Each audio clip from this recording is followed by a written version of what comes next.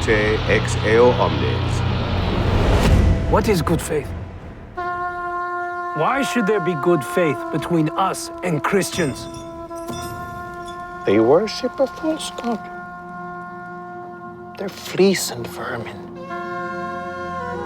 Floki is a pagan fundamentalist. Oh, there's nothing wrong with me. I did not renounce the gods in front of everyone. How will you ever get Odin to forgive you now? He believes very strongly that if the Christian God is allowed to succeed and spread his message, that will be the end of their own gods. How many Christians did I kill, Floki? How many? They're just savage men, more interested in robbery and plunder than in matters of the spirit. Is he a priest? He is a man of God. I too have a man of God at home. Ragnar takes a more pragmatic view about it. I want to learn some of your language. Because he's a curious man. He's curious and interested in Athelstan. Will you teach me, priest? His beliefs and the Christian God, he wants to know more about it. Why does your God need silver and gold? He must be greedy. We have greedy gods too. Tell me, is it your will that I'm here with these heathens? What do the gods say? What do you know about our gods, priest? I think there's a great temptation to look at the pantheon of Norse gods from the perspective of today's world faiths, but just add some extra gods. That's very misleading because the gods of the Vikings are not gods who demand worship or adoration. The gods are coming. Or even unreserved approval. I know. You don't even have to like them. You just have to deal with them because they're more powerful than you and you don't want to get in their way. The gods are not necessarily very trustworthy. Some of them are not very nice. There's a very different relationship between Viking Age people and their gods than what we might be used to in thinking of human-divine interaction. It's a set of personal relationships with this invisible world.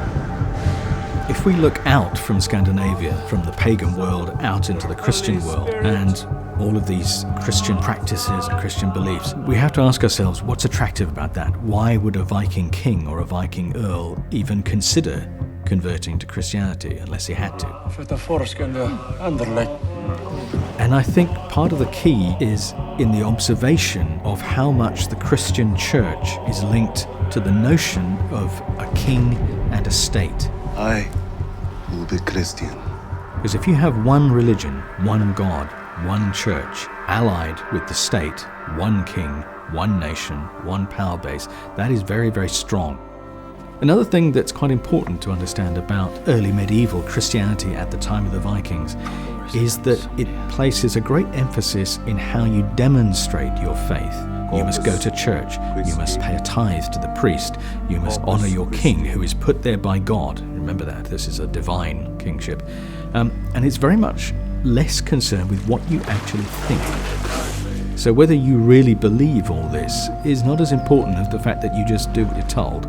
That is also something that makes conversion a lot easier.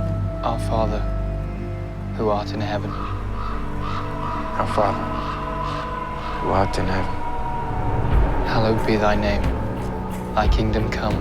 Thy will be done on earth as it is in heaven. And I want to keep the audience on the cusp. I want them to think, what is happening to him? Is he going to convert? Is he, how deeply is he taking this?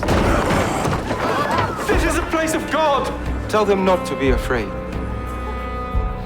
God bless. When we look at the differences between Viking society, pagan Viking society, and say the Anglo-Saxons, it's that very strength of church and state together.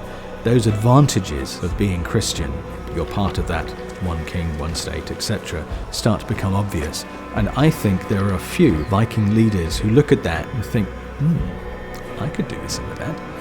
And they see it as a means to an end. And lead us not into temptation, but deliver us from evil. Forever and ever. Amen. Forever and ever.